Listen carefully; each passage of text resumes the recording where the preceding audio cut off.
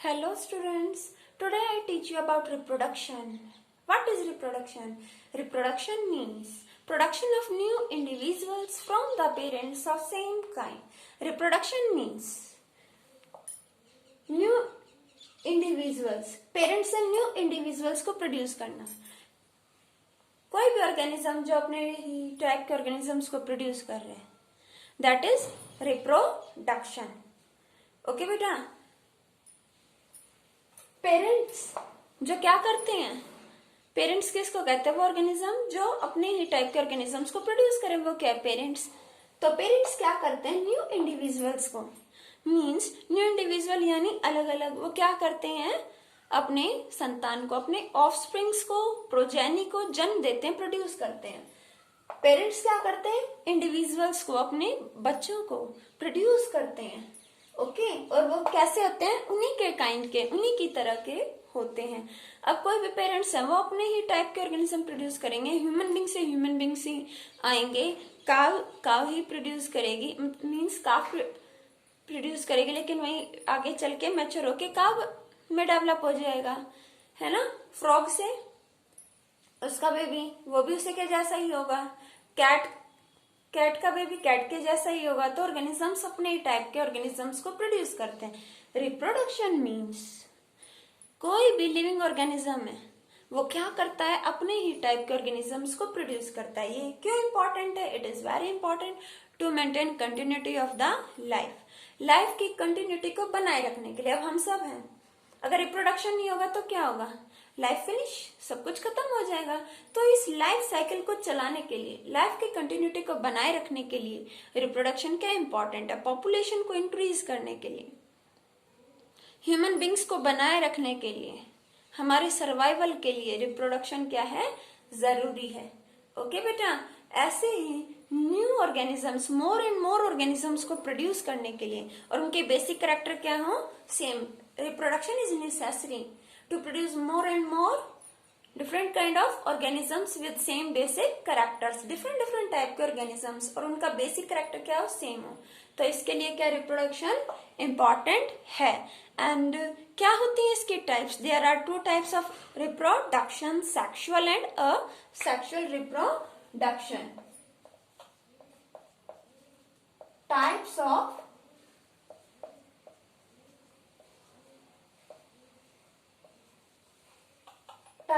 reproduction. There are two types of reproduction, asexual and sexual. Asexual reproduction and sexual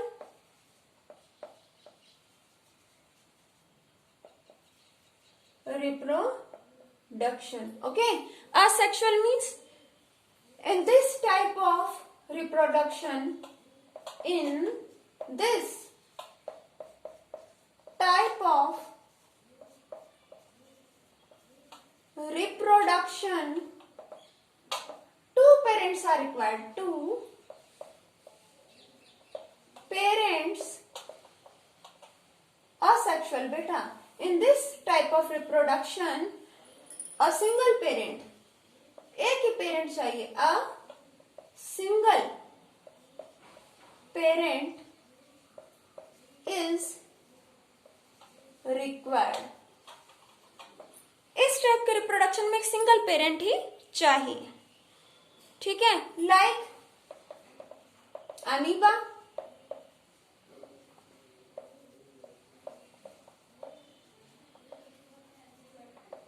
paramecium, bacteria etcetera. यहाँ क्या है? इन्हें किसी दूसरे पार्टनर की जरूरत नहीं है. एक अकेला ऑर्गेनिज्म जो है वो सफिशिएंट है. ये एक जनरेशन है, ये नेक्स्ट जनरेशन है, देन नेक्स्ट जनरेशन. ये ऑर्गेनिज्म अपने टाइप के ऑर्गेनिज्म को प्रोड्यूस कर रहा है, देन फिर ये अपने टाइप के ऑर्गेनिज्म को प्रोड्यूस कर रहे हैं.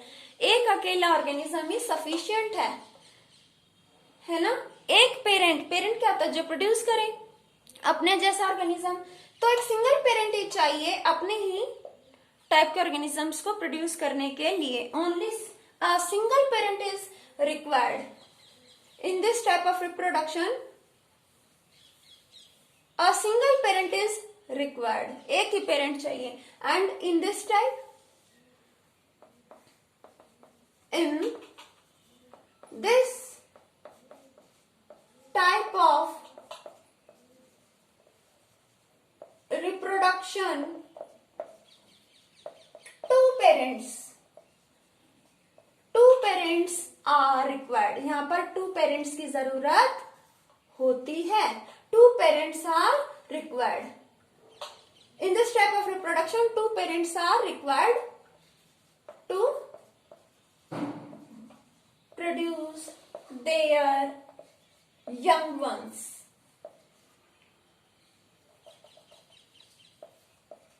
young ones by using their,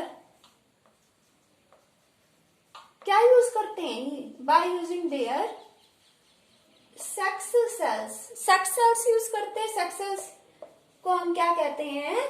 gametes. क्या यूज करते हैं ये? गैमेट्स। इस टाइप के रिप्रोडक्शन में टू पेरेंट्स की जरूरत होती है और ये प्रोड्यूस करते हैं अपने टाइप के young ones by using their sex cells. Reproductive cells gametes का यूज करते हैं और इस टाइप में एक सिंगल पेरेंट ही चाहिए, है ना। Only a single parent is required to produce individuals of same kind. Okay बेटा। असेक्सुअल रिप्रोडक्शन, ये सेक्सुअल रिप्रोडक्शन किस में होता है? ह्यूमन बींग्स, एनिमल्स, हम भी एनिमल्स हैं बेटा। Animals like dog, cat etcetera. Okay, horse, buffalo. ठीक है। असेक्सुअल रिप्रोडक्शन, यहाँ क्या होगा? एक ही पेरेंट क्या कर रहा है? अपने ही जैसे ऑर्गेनिजम्स को प्रोड्यूस कर रहा है। ये एक जनरेशन है, ये दूसरी जनरेशन है, इससे तीसरी जनरेशन है। तो क्या होगा? जब इसके कैरेक्टर्स इसमें ट्रांसफर होंगे तो वेरिएशन कम होगा। वेरिएशन का मतलब होता है चेंजेस आना। तो ये ऑर्गेनिज्म चांसेस हैं इसी के जैसा होगा। इसमें मीन जो एमीबा है वो अपने टाइप का एमीबा प्रोड्यूस करेगा, तो बहुत ही कम डिफरेंसेस आपको देखने को मिलेंगे। जब कोई ऑर्गेनिज्म अपने टाइप का ऑर्गेनिज्म प्रोड्यूस करता है ना, तो उसके कैरेक्टरिस्टिक्स, उसकी क्वालिटीज, उसके गुण क्या होते हैं, उससे डीएनए की फॉर्म में, ये मैं आगे बताऊंगी आपको डीएनए की फॉर्म में क्या होता है, उसके ऑफस्प्रिंग, उसके बच्चे तक ट्रांसफर हो जाते हैं। ओके बेटा। यहाँ वेरिएशन कम होगा और यहाँ वेरिएशन क्या होगा? ज्यादा। यहाँ वेरिएशन क्या होगा? Variation in new individuals. Variation in new individuals क्या होगा? Variation will be less, come variation होगा। और यहाँ मोर वेरिएशन, क्या कह सकते हैं? वेरिएशन क्या होगा? More. Variation in new individuals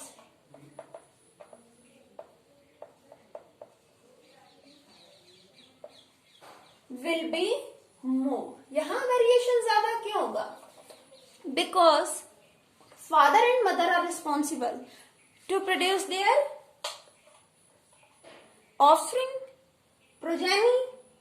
ये फादर और ये क्या है? मदर। इनके कैरेक्टर्स क्या होंगे? ट्रांसफर होंगे इनके प्रोजेनी में, इनके ऑफस्प्रिंग में, संतान में। 50% फादर के कैरेक्टर्स ट्रांसफर हो जाएंगे, है ना।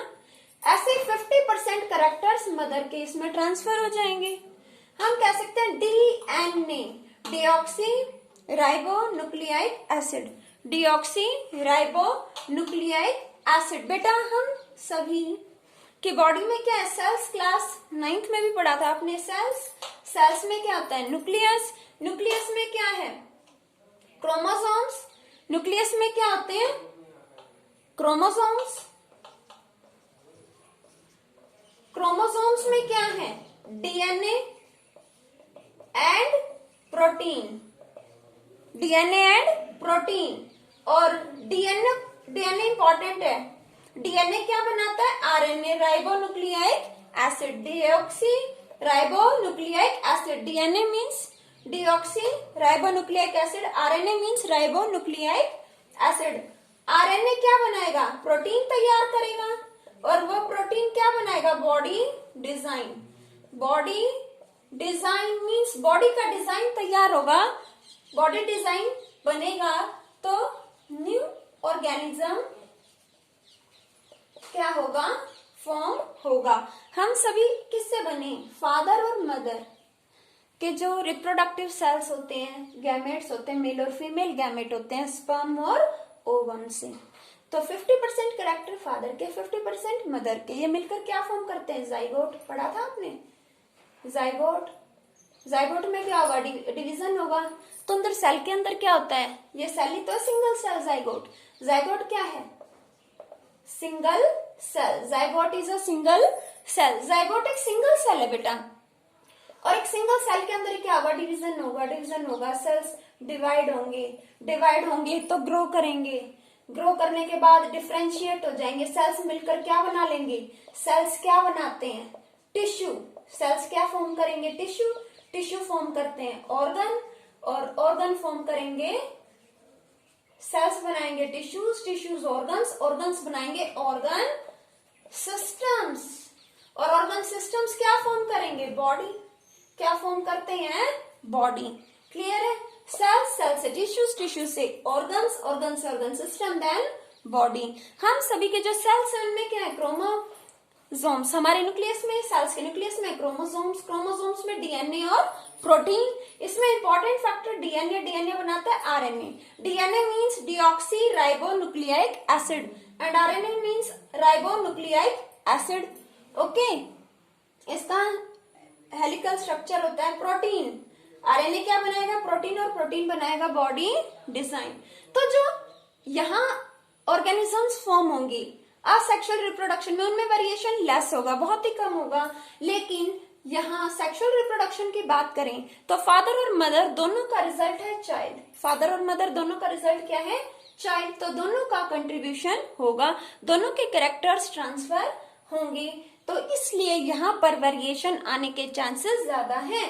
Variation in individuals will be more, chances of variation are more. Okay, तो यहाँ वेरिएशन के चांसेस क्या होंगे? ज्यादा होंगे। ओके, अब बात करते हैं प्लांट्स की। वो अपने ही प्लांट्स हैं, उनमें मेनली असेक्सुअल रिप्रोडक्शन होता है, या और ऑर्गेनिजम्स है जिनमें असेक्सुअल रिप्रोडक्शन होता है, जहाँ एक अकेला ऑर्गेनिज्म अपने टाइप के ऑर्गेनिज्म बना रहे हैं। तो वहां कुछ नया तो नहीं बनाना, अपने जैसे लगभग सारे कैरेक्टर ट्रांसफर हो जाते हैं। एक ऑर्गेनिज्म है, उसने अपने जैसा दूसरा ऑर्गेनिज्म बनाया, तो लगभग ये इसके जैसे होगा, वेरिएशन कम होगा। फिर इससे तीसरा बना, तो ये वेरिएशन बहुत ही कम होगा, तो कुछ नया नहीं बनेगा। जब फादर और मदर के कंट्रीब्यूशन से चाइल्ड बना, तो इसके कैरेक्टर इनसे डिफरेंट हो गए थोड़े। इसके कुछ कैरेक्टर इसके आ गए इसमें, और कुछ इसके इसमें। अब ये मेल भी हो सकता है, फीमेल भी। अगर ये मेल है तो फीमेल के साथ क्या रिजल्ट देगा? ये भी चाइल्ड है ना। तो वेरिएशन आएगा, एक जनरेशन से दूसरी जनरेशन में कुछ क्या आएंगे? वेरिएशन, चेंजेस आएंगे। फिर सेकंड से थर्ड जनरेशन में क्या आएंगे? वेरिएशन। और ये वेरिएशन ऐड होते चले जाएंगे, ऐड होकर बहुत ज्यादा वेरिएशन, और वेरिएशन बहुत ज्यादा होंगे तो क्या होगा? ऑर्गेनिज्म जो ऐसे मान लो बहुत आगे चलते चलते वो उसका baby next next next generation चला दी, कई कई जनरेशन, मान लो 50th जो जनरेशन में ऑर्गेनिज्म मिलेगा आपको, वो इस ऑर्गेनिज्म से काफी डिफरेंट होगा। तो ठीक है, अब हम किससे आए? ह्यूमन बींग्स एज से आए। किससे आए? एज से। पहले कैसे थे हम? लेकिन उन बातों को कितना टाइम हो चुका, धीरे धीरे क्या हुआ? ऑर्गेनिज्म, उससे और ऑर्गेनिज्म, फिर नेक्स्ट ऑर्गेनिज्म, थोड़ा थोड़ा वेरिएशन और बहुत ज्यादा चेंजेस आते गए। और अब जो ह्यूमन बींग्स है वो देखो वो कैसे हैं, अगर इससे कंपेयर करो तो इसे कहते हैं इवोल्यूशन। इवोल्यूशन का मतलब है जब जनरेशन बाय जनरेशन इतने ज्यादा वेरिएशन आ रहे हैं, चेंजेस आ रहे हैं, तो उन चेंजेस को आप देखोगे वो बहुत जो ऐड होते चले जाएंगे, बढ़ते चले जाएंगे और बिल्कुल ही अलग तरह का ऑर्गेनिज्म बना देंगे। That is evolution. अब बात करें सेक्सुअल रिप्रोडक्शन में, फादर और मदर मिलकर जो है चाइल्ड फॉर्म कर रहे हैं, तो उस वो पूरी तरह क्या पेरेंट्स के जैसा होगा, कुछ कैरेक्टर फादर से मैच करेंगे, कुछ मदर से। फिर उससे जो नेक्स्ट फॉर्म होगी जनरेशन, तो थोड़ा थोड़ा वेरिएशन होगा। तो वेरिएशन क्या करेंगे, ऑर्गेनिजम्स में चेंजेस लेकर आएंगे, इवोल्यूशन होगा। ये कह सकते हैं थाउजेंड्स ऑफ इयर्स के बाद क्या होगा, इवोल्यूशन होगा, जब variation stage by stage add होते चले जाते हैं। वेरिएशन क्या हो गया, ऐड होते चले जाते हैं। फर्स्ट जनरेशन से सेकंड जनरेशन, ये फर्स्ट जनरेशन से सेकंड जनरेशन में कुछ चेंजेस आए, ज्यादा फर्क नहीं पड़ा। थर्ड जनरेशन में आते आते ये वेरिएशन प्लस पिछले वेरिएशन, नेक्स्ट जनरेशन में आ गए F4 में, तो ये सारे वेरिएशन प्लस यहाँ जो वेरिएशन हुए, तो धीरे धीरे क्या होगा, बहुत ज्यादा वेरिएशन, बहुत ज्यादा चेंजेस आएंगे। इतने ज्यादा चेंजेस आएंगे तो जो वो ऑर्गेनिज्म बनेगा काफी टाइम के बाद, काफी आगे के जनरेशन की बात कर रहे हैं, तो वो अपनी जो वो बहुत पीछे की जनरेशन, जो पीछे छोड़ दिया जनरेशन, उससे काफी डिफरेंट होगा। That is evolution. इवोल्यूशन तो यहाँ पर एक ही पेरेंट है, तो उसके जो बेबीज बनेंगे, जो उससे नेक्स्ट जनरेशन आएगी, वो लगभग सेम होगी। सेकंड से थर्ड जनरेशन बनेगी वो भी, तो यहाँ पर इवोल्यूशन के चांसेस बहुत ही कम है, यहाँ इवोल्यूशन होता है। Here chances of evolution are less. Chances of evolution are less. यहाँ इवोल्यूशन के चांसेस क्या है बच्चे, लेस हैं, और यहाँ चांसेस ऑफ इवोल्यूशन आर मोर।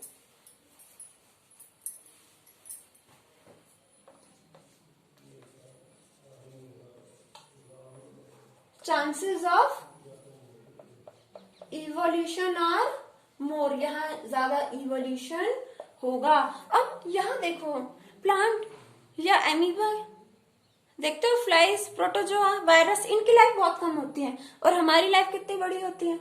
तो यहाँ क्या होगा, पॉपुलेशन तेजी से बढ़ेगा और बहुत जल्दी जल्दी पॉपुलेशन भी बढ़ती है, और यहाँ पर एनर्जी भी कम लगती है, टाइम भी कम लगता है। आपने देखा होगा प्लांट्स में भी देखा होगा, नोटिस किया होगा, एक प्लांट है कैसे उससे दूसरा प्लांट तैयार होता है। कुछ प्लांट है उनकी लाइफ साइकिल बिल्कुल एक ही सीजन होती है ना। तो यहाँ आप बहुत ज्यादा क्या कर सकते हो, वेरिएशन देख सकते हो। यहाँ पर आप वेरिएशन जो है बहुत ही कम देखोगे, लेकिन जनरेशन बहुत ज्यादा देख सकते हो, तो आप उनको ऑब्जर्व कर सकते हो। ओके बेटा, I repeat, here less energy, come energy की जरूरत पड़ेगी। Here less energy and less time is required. Come energy और कम टाइम की जरूरत पड़ेगी, और यहाँ ज्यादा टाइम लग जाता है एक जनरेशन देखते ही देखते। अब आप कितनी ह्यूमन बींग्स की जनरेशन देखते हो, हमारे जो बेबीज हैं, हमारे जो पेरेंट्स हैं, ग्रैंड पेरेंट्स हैं, 4 जनरेशन, ज्यादा से ज्यादा 5, और तो नहीं दिखती ना, तो बहुत ही स्लो है। यहाँ कम एनर्जी, हेयर यहाँ ज्यादा एनर्जी लगती है, मोर एनर्जी